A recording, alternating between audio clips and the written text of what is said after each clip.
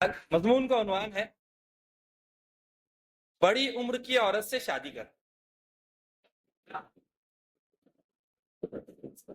ایک اور یہاں پر اعادہ کرنا چاہوں کہ یہ مضمون کو صرف مزاح کے لیے لیا جائے، طنز کے لیے نہیں۔ بڑی عمر کی عورت سے شادی کرنا، عورت اس لیے شادی کرتی ہے کہ تعریف کے لیے ایک بندہ مل جائے، اور مرد اس لیے شادی کرتا ہے کہ تعریف کے بغیر عورت مل جائے۔ ویسے گھر کو جنت بنانے کے لیے شادی ضروری ہے۔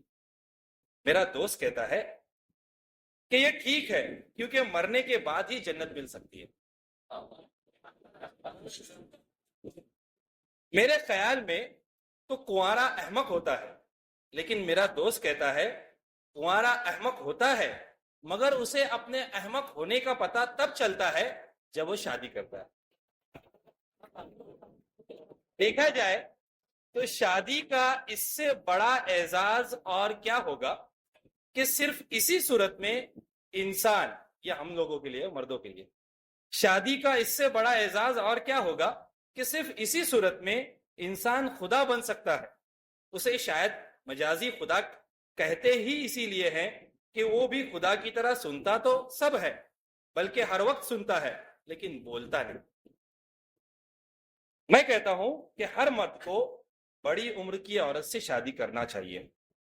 بڑی عمر کی عورت سے شادی کرنا محکمہ آثار قدیمہ کے ملازمین کے لیے تو ٹھیک ہے کہ جوں جوں چیزیں پرانی ہوتی جاتی ہے اس میں ان کی دلچسپی بھی بڑھتی جاتی ہے، مگر شاید وہ نہیں جانتا کہ نیا 9 دن اور پرانا 100 دن۔ بڑی عمر کی عورت کو آپ خیال میں ہی رکھے تو وہ آپ کا خیال رکھے گی۔ بڑی عمر کی عورت سے شادی کر کے آپ حضرت آدم علیہ السلام کی طرح دنیا کے ان خوش نصیب خاوندوں میں سے ایک ہوں گے جن کی سانس نہیں ہوتی، ورنہ جب تک سانس تب تک سانس۔ پھر آپ کو بیوی کا حکم مانتے ہوئے بھی شرم نہیں آئے گی، کیونکہ حکم ہے کہ بڑوں کی حکم عدولی نہ کی جائے۔ وہ صبح جلدی اٹھے گی کہ کہیں آپ اٹھ کر اسے بغیر میک اپ کے نہ دیکھ لے، سو آپ آرام سے سوئے رہے۔ لڑکے بالے جب جوانی میں بے قابو ہو جاتے ہیں تو بڑے بوڑھوں کے پاس ان کا یہی علاج رہ جاتا ہے کہ ان کی شادی کر دی جائے۔ گویا ہمارے ہاں شادی علاج جوانی ہے، اور علاج ہمیشہ کسی مستند اور تجربے کار سے ہی کروانا چاہیے۔ دنیا کی وہ عورت جسے آپ ساری زندگی متاثر نہیں کر سکتے وہ بیوی ہے، اور وہ عورت جسے آپ چند منٹوں میں متاثر کر سکتے ہیں وہ بھی بیوی ہے، مگر دوسرے کی۔ بیوی کی خوبیاں تلاش کرنا ایسے ہی ہے جیسے اپنی خامیاں تلاش کرنا۔ اگرچہ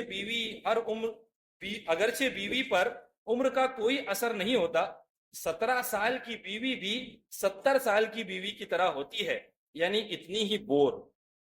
بقول میرے دوست 17 سال کی بیوی قابل غور ہوتی ہے اور 70 سال کی بیوی قابل غور۔ بندہ اس لیے شادی کرتا ہے کہ سکون سے رہے، جو شادی نہیں کرتے وہ بھی اس لیے نہیں کرتے۔ پھر سے سنیں، بندہ اس لیے شادی کرتا ہے کہ سکون سے رہے، جو شادی نہیں کرتے وہ بھی اسی لیے نہیں کرتے۔ شادی وہ عمل ہے جس میں وہ مل کر اس طرح رہتے ہیں کہ ایک دوسرے کو رہنے نہیں دیتے۔ ویسے شاعروں کو شادی ضرور کرنی چاہیے۔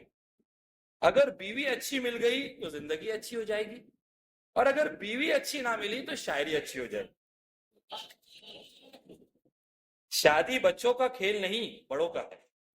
اکثر خاوند بے وقوف ہوتے ہیں، جس کی ایک وجہ تو یہ ہے کہ اکثر بے وقوف ہی خاوند ہوتے ہیں، لیکن جب سب بے وقوفیاں کر رہے ہوں وہاں نہ کرنا بھی بے وقوفی۔